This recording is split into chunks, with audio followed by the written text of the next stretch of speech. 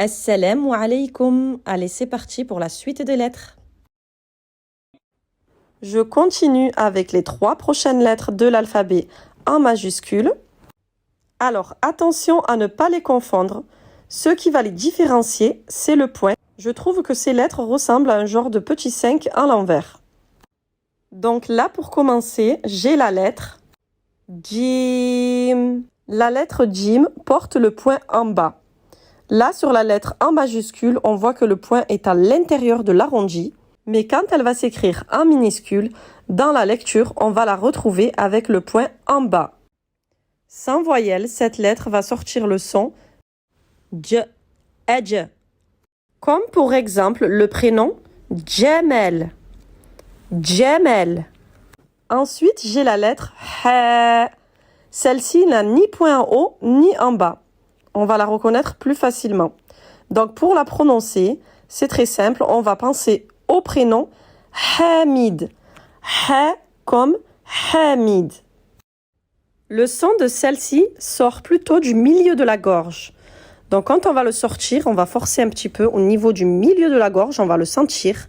Ça va donner un son comme un genre de souffle. Si je mets une voyelle devant, ça va faire comme Ar-Rahman, Alhamdulillah. Vous voyez, on entend bien le son ha. Je sais, c'est pas évident pour certaines personnes, mais il va falloir de l'entraînement. Et donc, nous voici arrivés à la lettre Kha. Donc, celle-ci, on va la reconnaître par son point porté par le haut. Kha. Et pareil, quand on va la retrouver sans voyelle dans la lecture, elle va dégager comme son vraiment la même sensation qu'il y a quelque chose qui nous gêne dans la gorge. Comme pour exemple le mot khalaqa. Khalaqa. Ou le prénom Khalid. Jim. Ha. Kha. Voilà pour ces 3 lettres, j'espère que ça vous a aidé. Je vous dis à bientôt pour la suite des autres lettres. En attendant, bonne révision. Et n'oubliez pas de revenir au tout début de l'alphabet.